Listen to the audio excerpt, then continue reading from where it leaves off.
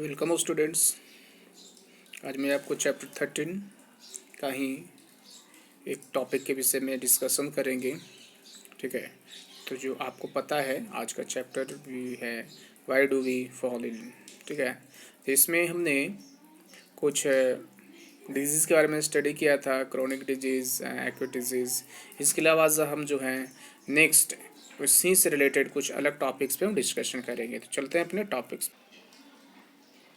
तो जैसा कि आप देख पा रहे हैं, आज का जो टॉपिक्स है हमारे पास वह है 13.2.5 infections and non infections cause.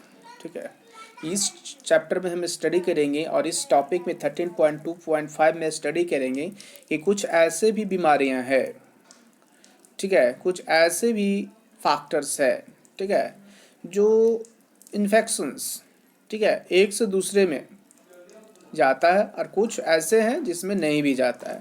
तो यहाँ पर इसी टॉपिक्स पे हम बात करेंगे कि infections and non infections cause. ठीक है, तो जैसा कि इसमें लिखा हुआ है, आप देख पा रहे हैं, आप देख सकते हैं, as we have seen it is important to keep public health and community health factors in mind when we think about cause of disease. We can take that approach in little further. It is useful to think of the immediate cause of disease of belonging to distinct type. One group of cause in the infections agent, mostly microbes or microorganisms disease where microbes are the immediately cause are called infections disease. जैसे कि इसमें बताया गया है, इस topics में जो discussion की जा रही है उसमें दिखाया गया, as we have seen it is important to keep public health and community health factor in mind with when we think about cause of the disease.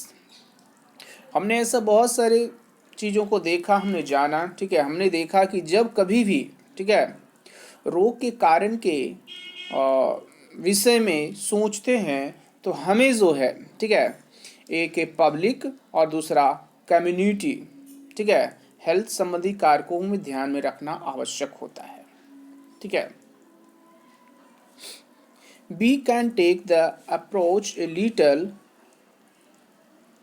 future. It is too useful to think of the immediately cause of disease belonging to distinct type. One group of cause is the infections agent, mostly microbes or microorganisms disease where microbes are the immediately cause in the called infections disease. ठीक है, जैसा कि इसमें बताया गया है, इस topic में बताया गया है, ठीक है, कि हम अगर किसी विषय में और चर्चा करते हैं तो रोगों के जो है कुछ बहुत जल्दी होने वाले कारणों के विषय में सोचना अच्छा होता है, क्योंकि ये दोनों ही डिफरेंट टाइप्स के होते हैं। और रोग के जो रीजंस, कारण का एक ग्रुप है वह इन्फेक्शंस, क्या है, इन्फेक्शंस है।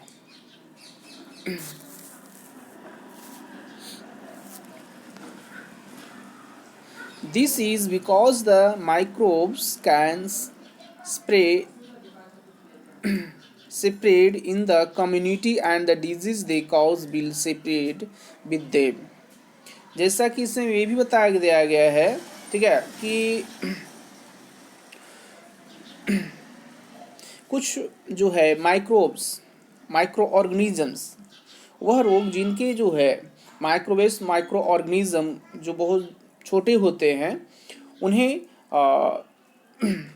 आपको जो है इन्फेक्शंस बीमारी कहा जाता है। क्या कहा जाता है? उन्हें इन्फेक्शंस बीमारी कहा जाता है या रोग कहते हैं। इसका कारण है कि जो है माइक्रो ऑर्गेनिज्म, ठीक है, जो कम्युनिटी वाले हैं, ठीक है, वो चारों तरफ क्या होते हैं, फैल जाते हैं, और इन कारण से होने वाले जो डिजीज़ है उसके साथ भी वो फैलता रहता है। जैसा कि यहाँ पर एक थोड़ा सा टॉपिक्स बोला, थिंग्स टू पोंडर, ठीक है,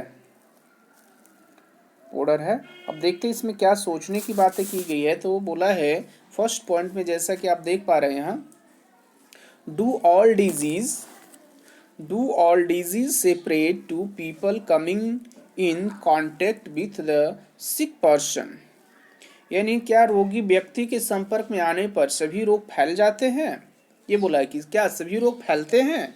सेकेंड में बोला गया है what are the disease that are not spreading, ठीक है, ऐसे कौन से रोग हैं जो नहीं फैलते हैं, बोला गया है कौन से नहीं फैलते। थर्ड में बोला गया है कि how will a person develop those disease that don't spread by contact with the sick person, यानी जो है मनुष्य में वे डिजीज कैसे हो जाते हैं जो रोगी के कांटेक्ट में आने से नहीं फैलता है। यहाँ पर ये सब बातें की गई है, ठीक है। तो आपको पता होना चाहिए कि सभी रोग जो होता है इन्फेक्शनल नहीं होते हैं, ठीक है। कुछ ऐसे भी रोग होते हैं जो एक दूसरे से नहीं फैलते हैं। तो इस तरह से आगे यहाँ पर हम इस टॉपिक पे डिस्कशन करेंगे, ओके। तो जैसे लिखा on the other hand there are also disease that are not caused by infections agents, there cause very but they are not external cause like microbes that can spread in the community. Instead, these are mostly internal non-infectious cause. For example, some cancer are caused by genetic abnormalities. High blood pressure can be caused by excessive weight and lack of exercise. You can think of many other diseases wherein the immediate cause will not be infections. जैसा कि इसमें बताया गया है, ठीक है, कि on the other hand there are also diseases that are not caused by infections agent, their cause vary but in the not external cause like microbes that can spread in the communities. यहाँ पर बोला गया दूसरी तरफ other hand की अगर बात करें, दूसरी तरफ कुछ रोग ऐसे भी होते हैं जो कि इन्फेक्शनल कारकों द्वारा नहीं होते हैं, वो इन्फेक्शन से नहीं होते हैं, इन्फेक्शन जो फैलाने वाले एजेंट हैं उसके द्वारा नहीं होते हैं और उनके एजेंट डिफरेंट होते हैं। लेकिन वहीं अगर हम बाहरी, ठीक है, एक्सटर्नल एजेंट्स की अगर बात करते हैं तो उसमें कुछ माइक्रो ऑर्गेनिज्म नहीं होते हैं जो कम्युनिटी में फैल सकते हैं, ठीक है। ये जो है एक्सटर्नल और नॉन इन्फेक्शनल, ठीक है, होते हैं। यहाँ पर कुछ एग्जाम्पल लिया गया है, फॉर द एग्जाम्पल लिया गया है, यहाँ पे आप देख सकते हैं यहाँ, ठीक है, एग्जाम्पल लिया गया है। जैसे इसमें बताया गया है फॉर द एग्जाम्पल्स में some cancer are cause by genetic abnormalities. High blood pressure can be caused by excessive weight and lack. यहाँ पर कुछ बोला है कि कुछ प्रकार के कैंसर, ठीक है, कैंसर जो होते हैं वह जेनेटिक abnormalities यानी जेनेटिक असमानता के कारण होती है। जैसे उसके बाद high blood pressure can be cause by excessive weight and lack exercise. ये भी बोला गया है कि हाई ब्लड प्रेशर का कारण अधिक वेट का होना, ठीक है, और एक्सरसाइज का न करना भी इसमें इंक्लूडेड हो सकता है, ठीक है। अगर कोई बैठ करके सिर्फ खाया ही जाए तो उसका ब्लड प्रेशर क्या होगा, हाई हो सकता है, उसका बजट बढ़ेगा, और एक्सरसाइज नहीं करेगा तो उसमें यानी बहुत सारे प्रॉब्लम आ सकते हैं, ठीक है। You can think of many other disease where the immediately cause will not in infections. तो ऐसे ही अन्य रोगों के विषय में सोच सकते हैं, ठीक है, जो इन्फेक्शनल्स नहीं है, ठीक है। बहुत सारे ऐसी बीमारी है जो इन्फेक्शंस नहीं है, ठीक है।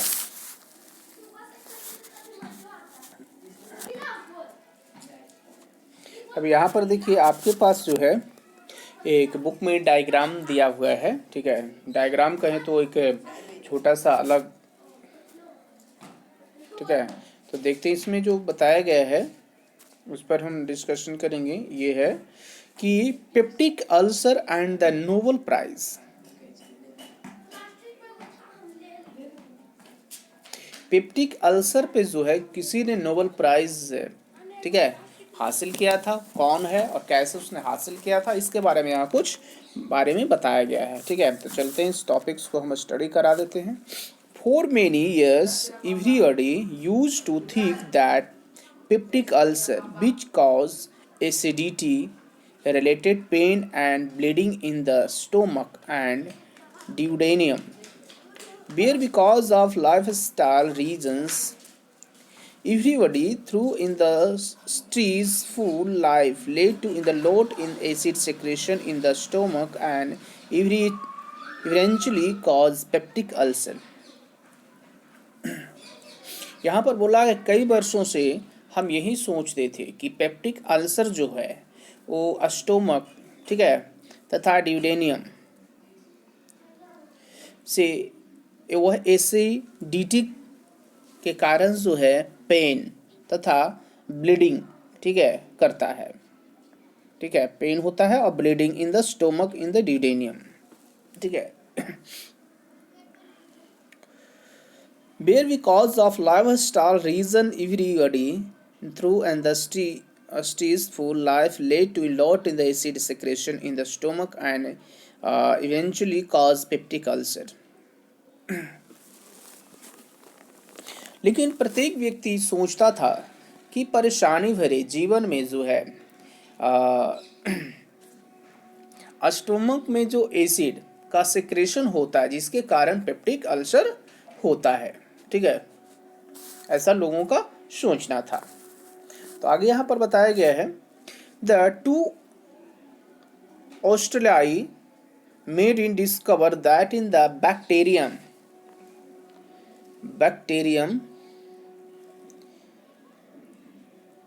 Helicobacter pylori was responsible for peptic ulcer। Rubin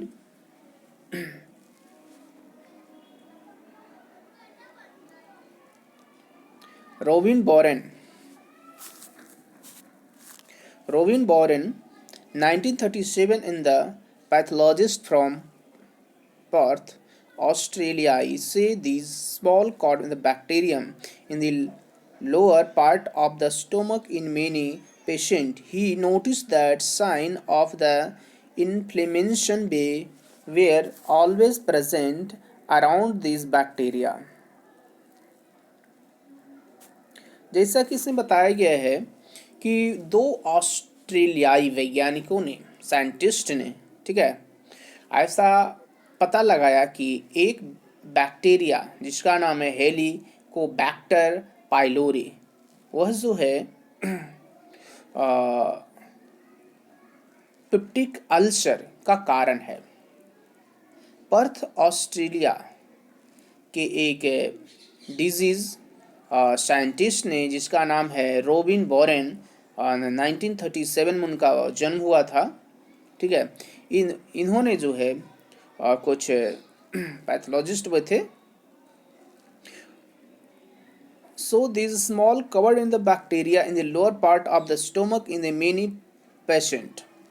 ऐसा देखा गया है कि इन छोटे छोटे, ठीक है, बैक्टीरियों को अनेक रोगियों के जो है स्टोमक निचले भाग में देखा। ठीक है, निचले भागों में देखा गया। Barry Marshall born 1951, young clinical fellow become interested in Barnes findings and succeed in the cultivating in the bacteria from these sources.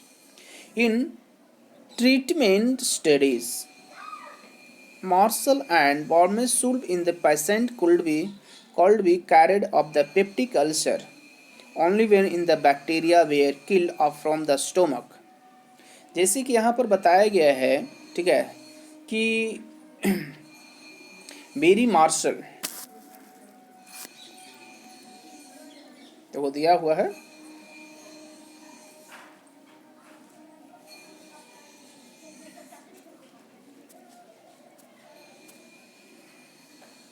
Berry martial, ठीक है,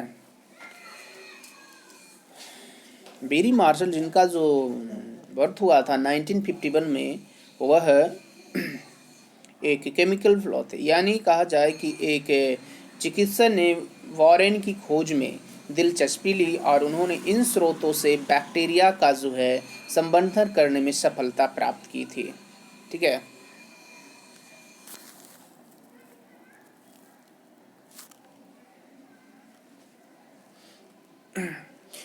अपनी इस स्टडी में मार्शल तथा वॉरेन ने पता लगाया कि रोगी के जो पेप्टिक अल्सर का उपचार तभी हो सकता है जब बैक्टीरिया को जो है वो स्टोमक में किल कर दिया जाए, यानी मार दिया जाए। अगर मार दिया जाए बैक्टीरिया को स्टोमक में, ठीक है, तो इस चीज़ से जो है ठीक किया जा सकता है।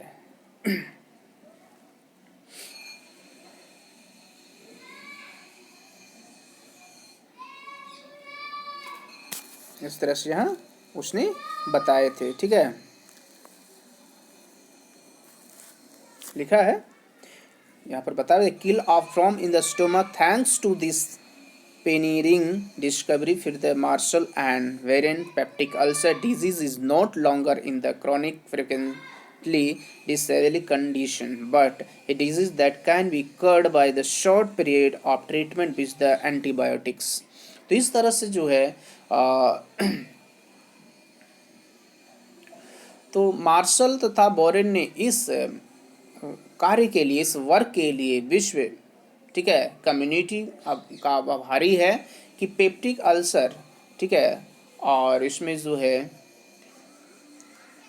लंबे समय से होने वाली बीमारी का स्थिति का पता नहीं लग रहा था, बल्कि कुछ समय तक एंटीबायोटिक के उपचार से ठीक हो जाता था, ठीक है, एंटीबायोटिक से क्या हो जाता था, ठीक हो। For this achievement martial and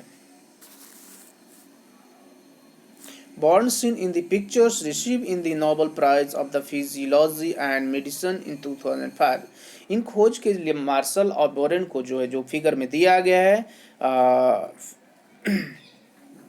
शारीरिक क्रिया विज्ञान तथा औषधि मेडिसिन के लिए 205 में, ठीक है, और एक प्राइज भी उन्हें दिया गया था, ऐसा इस टॉपिक में बताया गया, ठीक है।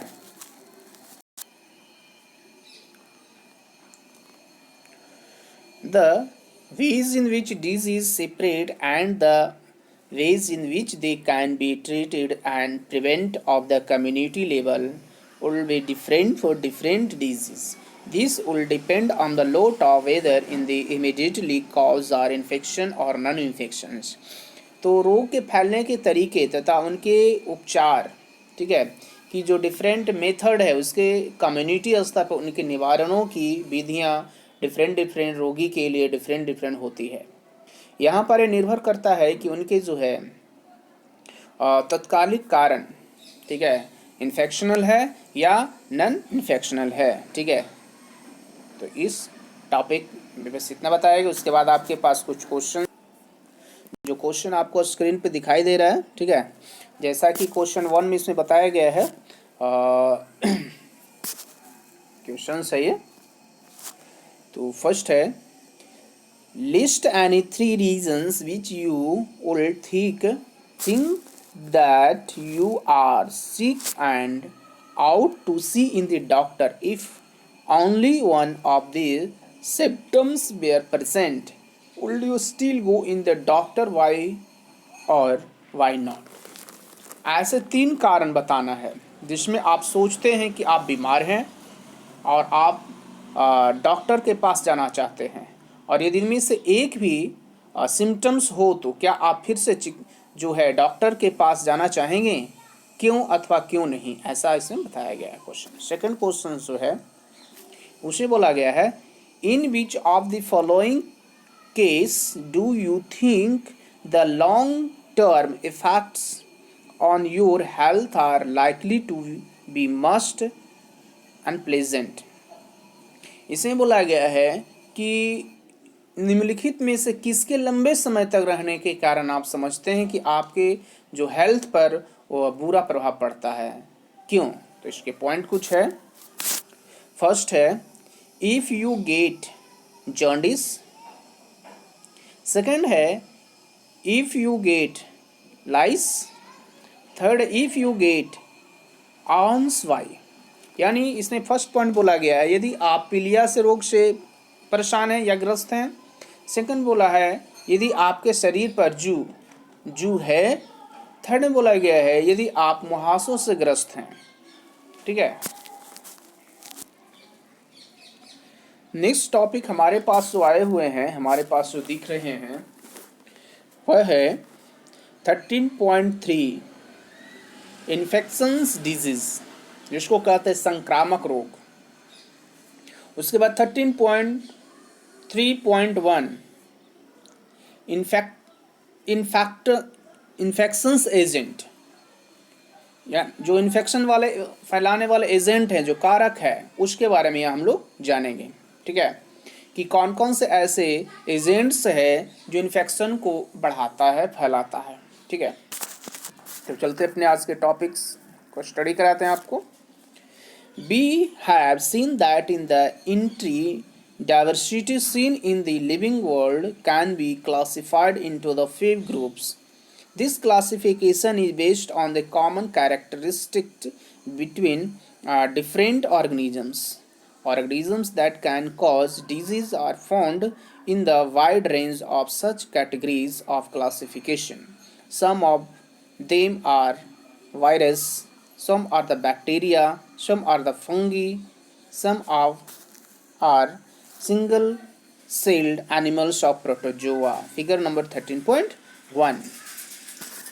जैसे इसमें बताया गया, we have seen in the entire diversity seen in the living world can be classified into the 5 groups. This classification is based on the common characteristics between different organisms. इसमें बोला गया है कि हमने देखा कि सभी जो है इस जगत में, डाइवर्सिटी में जो है विविध प्रकार के, यानी डिफरेंट टाइप्स का जो है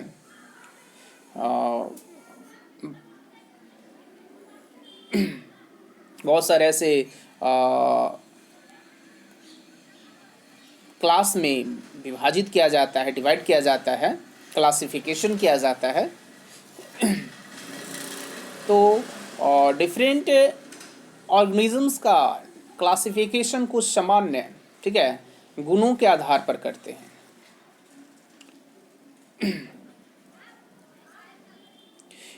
रोग उत्पन्न करने वाले जो होते हैं ऑर्गेनिज्म, इनमें से अनेक जो है वर्गों के अंतर्गत आते। इसमें से कुछ वायरस है, ठीक है, जैसे लिखा है, इसमें बताया गया है, कुछ जो है आपका वायरस है, कुछ बैक्टीरिया है, कुछ फंगस है, ठीक है, कुछ प्रोटोजोआ है। इस तरह से यहाँ पर आ रहे हैं पॉइंट्स जो फिगर नंबर 13.1 में शो किया जा रहा है। ठीक है, कुछ वायरस है, कुछ बैक्टीरिया है, कुछ फंगस है, कुछ सिंगल सेल वाले एनिमल्स है, तो कुछ प्रोटोजोआ हैं। ठीक है, और जो फिगर नंबर 13.1 में शो किया गया है, single cell call animals of protozoa, जैसे प्रोटोजोआ सिंगल सेल वाले होते हैं।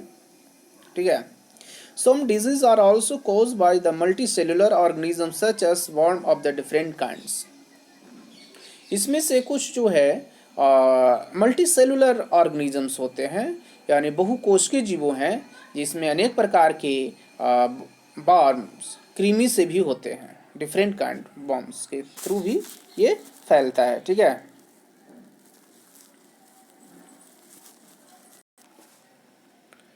जैसा कि इस फिगर में आप देख पा रहे हैं। ठीक है, फिगर नंबर 13.1 है। 13 बड़ा स्क्रीन पे थोड़ा कर लेते हैं इसको कि आपको अच्छी तरह से दिख सके। 13.1 में बोला गया है कि पिक्चर्स ऑफ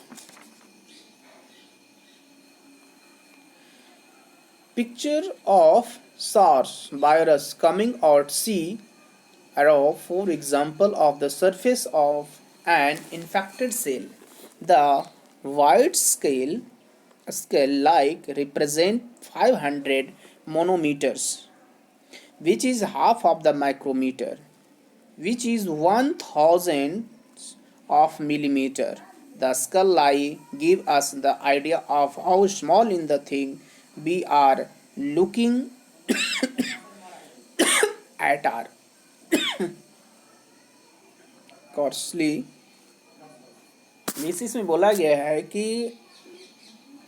संक्रमित कोशिका सेल से बाहर निकलते हुए सार्स बैक्टीरिया फिगर में जो है एरो के द्वारा दिखाया गया है, और इस फिगर में सफ़ेद रेखा भी दिखता है, वाइट लाइन भी दिखता है, जो 500 नैनोमीटर माप को इंडिकेट करता है, जो एक माइक्रोमीटर का लगभग जो है हाफ है, और यह माइक्रोमीटर लगभग जो है 1 मिलीमीटर के 1000 भाग 1000 भाग के इक्वल है। और यह माप जो दिया हुआ है, जो मैपिंग दिया हुआ है, इस बात को दर्शाता है कि हम कितनी जो है सूक्ष्म वस्तुओं को भी देख रहे हैं। ठीक है, small in thick are the looking at are, बहुत सूक्ष्म चीज़ों को भी हम देख रहे हैं, ऐसा इसमें बताया गया है। ठीक है, फिगर नंबर है बी में चलते हैं, ये है बी। ठीक है, इसमें लिखा हुआ है picture of the staphylococci bacteria, the bacteria which can cause ash in the scale of the image in the indicatedly by in line of the top left is the 5 micrometers long। यानी staphylococci bacteria जो जिसके कारण जो है pimples या मुहासे का कारक है, ऊपर बाईं ओर की रेखा लाइन से 5 माइक्रोमीटर मेजर को दिखाया गया है। तो इस तरह से यहाँ पर कुछ है डायग्राम है जो आपको हम दिखाना चाहते हैं, बाकी आप खुद से यहाँ पर ये डायग्राम वाले जितने पार्ट्स हैं उसको आप अच्छी तरह से स्टडी कर लेंगे। ठीक है, तो आपको कोई प्रॉब्लम नहीं होगी मेरे हिसाब से। ठीक है, उसके बाद हम चलते हैं आगे,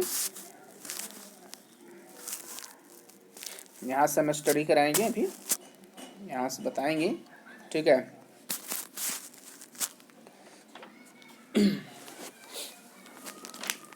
कि common example of the disease cause by virus are the common cold, influenza, dengue fever and ads.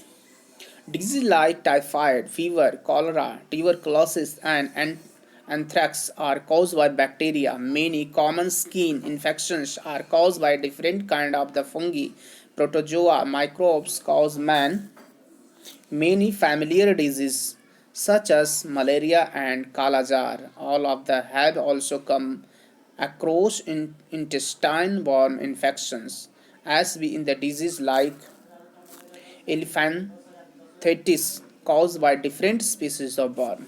जैसे कि इस टॉपिक में बताया गया है, इस पैराग्राफ में ये भी बताया गया है। ठीक है, common example of disease cause by virus are the common cold, यानी वायरस से होने वाले कुछ कॉमन डिजीज हैं, जैसे खांसी, ठीक है, जुकाम, इन्फ्लुएंजा, डेंगू बुखार, ठीक है, और एड्स। ये सब जो है नॉर्मल वायरस यानी कॉमन वायरस के थ्रू होने वाला बीमारी कौन कौन से हैं, तो इसमें आप देख पा रहे हैं कौन कौन सी बीमारी है जो वायरस के थ्रू होने वाली बीमारी है। तो आप देख पा रहे हैं common cold, influenza, dengue fever, AIDS. ठीक है, ये सब जो है आपको वायरस से होने वाले एक नॉर्मल कॉमन बीमारी है।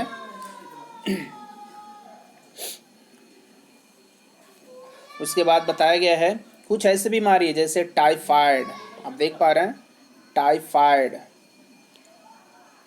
ठीक है, fever, cholera, tuberculosis, anthrax cause by bacteria, और ये बैक्टीरिया के थ्रू होने वाले रोग हैं। जो यहाँ पर रोगों का नाम दिया गया है वो किसके कारण होती है, वो बैक्टीरिया के कारण बीमारी होती है। ठीक है, उसके बाद बताया गया है many common skin infections are cause by different kind of the fungi, यानी कुछ ऐसे हैं जो कॉमन स्किन प्रॉब्लम इन्फेक्शन जो फैलाने वाले हैं। ठीक है, कुछ जो है समान स्किन डिजीज भी फैलाने वाले बीमारी हैं, और ये होते हैं आपको फंगी, फंगी के कारण होते हैं। किसके कारण होते हैं? ये फंगस, ठीक है, ये फंगी के कारण होता है, ठीक है। जैसे फंगस प्रोटोजोआ हो गया, माइक्रोकॉज्मेनी, कालाजार हो गया, ठीक है। तो ये सब जो है आपके किसके कारण? फंगस के कारण होने की बल बीमारी है। तो प्रोटोजोआ से जो है मलेरिया, कालाजार बीमारी होती है, ठीक है।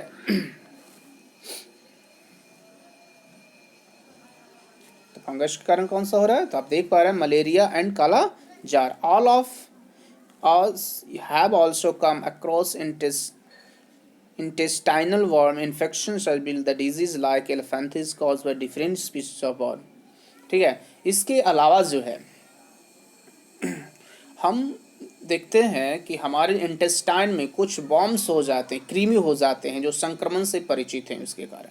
इसी प्रकार फील्ड फाव रोग भी जो है बॉम्ब के कारण होती है। फील्ड फाव मतलब जिनके पैर जो होते बहुत हाथी की तरह मोटे मोटे हो जाए, इसीलिए बोला गया elephantiasis cause by different species of bomb, वो विभिन्न प्रकार के जो है और कृमि के कारण होने वाले बीमारी है, ठीक है।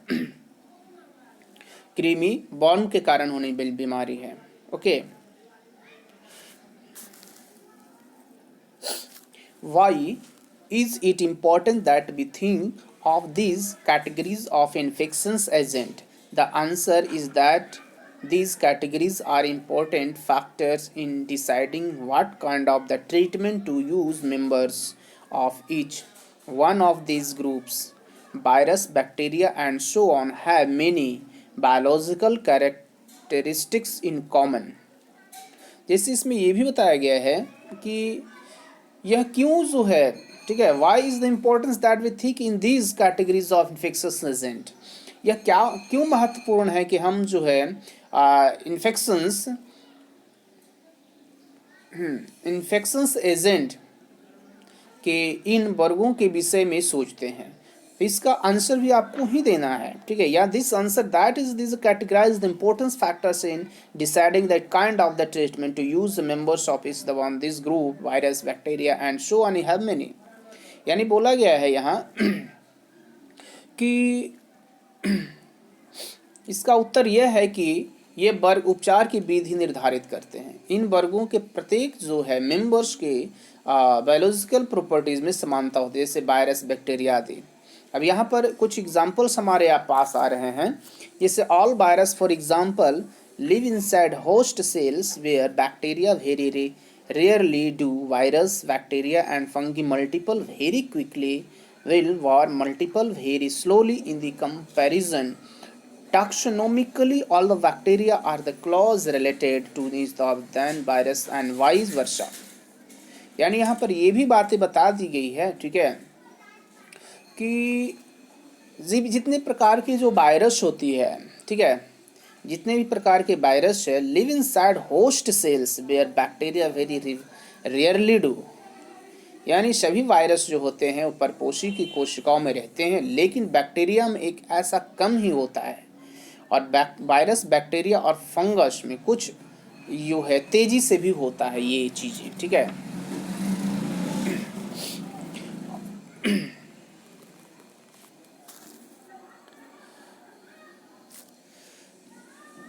Very slowly in the comparison. Taxonomically, all bacteria are closely related to each other than to virus and vice versa. यानी कहा गया है कि जबकि तुलनात्मक रूप से जो है बॉर्न पर गुणन जो होता है, उसका रिप्रोडक्शन जो होता है मंद होता है, और इसका क्लासिफिकेशन के अनुसार सभी जो बैक्टीरिया एक दूसरे से वायरस के अपेक्षा अधिक निकट होते हैं। ऐसा वायरस में होता है। इसका अर्थ यही होता है कि अनेक जो है बायोलॉजिकल या कह सकते हैं लिविंग प्रक्रियाएं सभी बैक्टीरिया में समान होती है, लेकिन वायरस वर्ग में ऐसे नहीं होती है, उसमें कुछ डिफरेंस पाई जाती है, ठीक है।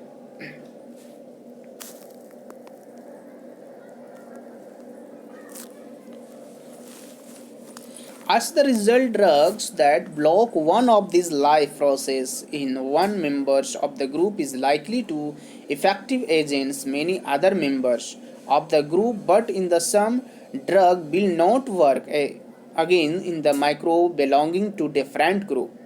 आज तो मैं एग्जाम्पल्स के बात कर लेता हूँ, ठीक है। यहाँ पर हमारे पास कुछ एग्जाम्पल्स आ रहे हैं। As an example, let us take antibiotics.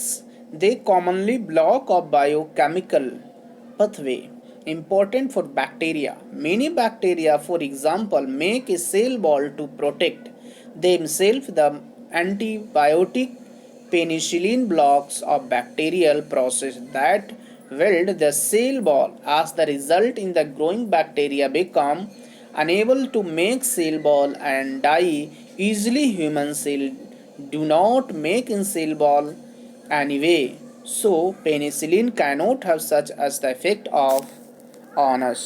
जैसे इसमें बता दिया गया as the example let us take the antibiotics, यानी हमें ये बता दिया गया है यहाँ पे कि हम एंटीबायोटिक का भी एग्जाम्पल लेते हैं तो वे सामान्य जो है बैक्टीरिया के महत्वपूर्ण जो है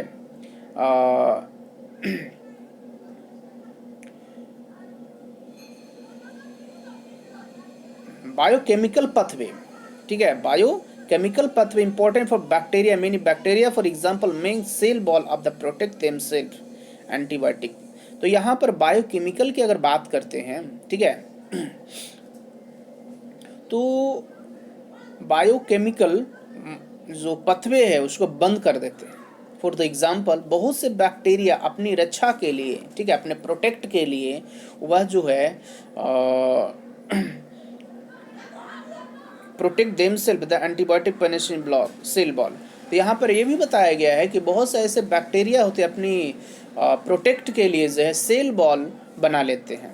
पेनिसिलिन एंटीबायोटिक बैक्टीरिया की जो सेल वॉल होती है बनाने वाली प्रक्रिया को बाधित कर देती है। इसके लिए जो है परिणाम स्वरूप बैक्टीरिया सेल वॉल नहीं बना सकते हैं और वे ईजिली से मर जाते हैं। ईजिली से क्या हो जाते हैं? मर जाते हैं। डाई ईजिली आसानी से क्या हो जाते हैं? मर जाते हैं। Human cell don't make in the cell wall anyway, so penicillin cannot have such an effect of us. Penicillin will have this effect on any bacteria that has such process of making cell wall. Similarly, many antibiotic work against many species of bacteria rather than in the simply working against one. यहाँ पर यह भी बताया जाता है कि as the result in the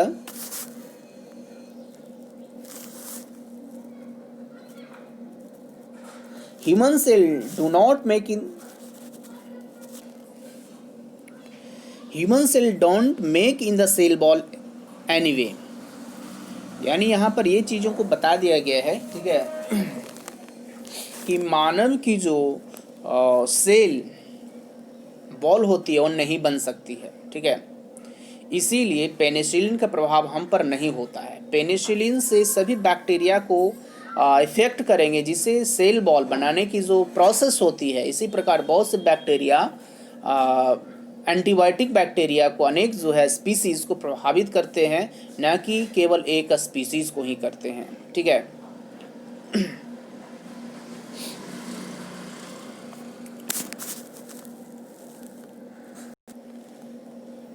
But virus do not use this pathway at all, and that is the reason why antibiotic do not work against viral infection. If we have in the common cold, taking antibiotics does not reduce in the severity of the duration of the disease. However, if we also get the bacterial infections along with the viral cold, taking antibiotic will help even in the antibiotic will work only again in the bacterial part of the infections, not in the viral infections।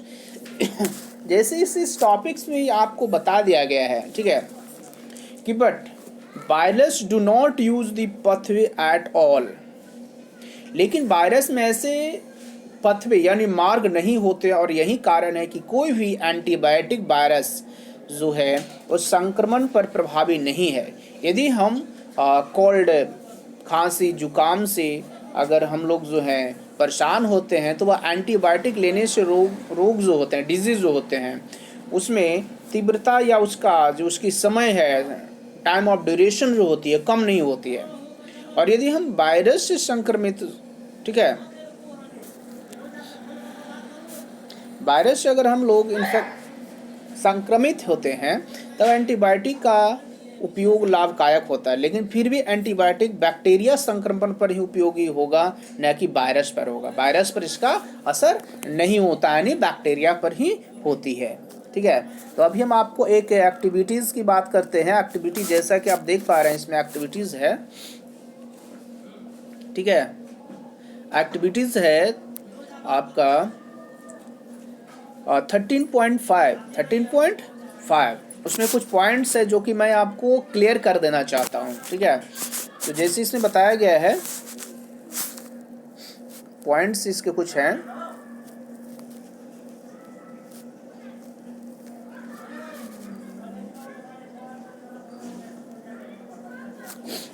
First point है, find out how many of you in your class had cold का favour recently. पता कीजिए कि आपकी classroom में कुछ दिनों पहले जो है कितने स्टूडेंट्स जो हैं उनको जुकाम, खांसी, बुखार ये सब हुआ है। सेकंड में है, how long did the aliens last, उनको बीमारी कितने दिन तक रही थी, जो इनको हुआ था सर्दी जुकाम खांसी, उनको कितने दिनों तक रहा था। थर्ड ने बताया है, how many of you took antibiotic, ask your parents if you had antibiotics, इनमें से कितने ने एंटीबायोटिक का उपयोग किया, अपने माता पिता से इसकी जानकारी लेने के लिए बताया गया या नहीं लिया है उसने। ठीक है, नेक्स्ट यहाँ पर बोला है,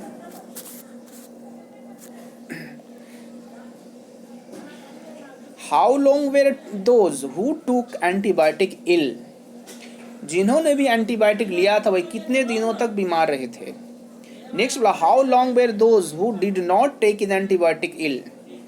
ठीक है, उसके बाद बोला है इसमें कि जिन्होंने एंटीबायोटिक नहीं लिया था वही कितने दिनों तक बीमार रहे थे। नेक्स्ट है, in this the difference between these two groups, क्या इन दोनों वर्गों में कोई अंतर हो सकता है, डिफरेंस हो सकता है। नेक्स्ट बोला, if yes why, if not why not, यदि हाँ तो कोई, यदि नहीं तो क्यों नहीं, इसके बारे में ऐसा बताया गया है। तो आई होप आज का वीडियो आपको अच्छी तरह से समझ में आ गई होगी।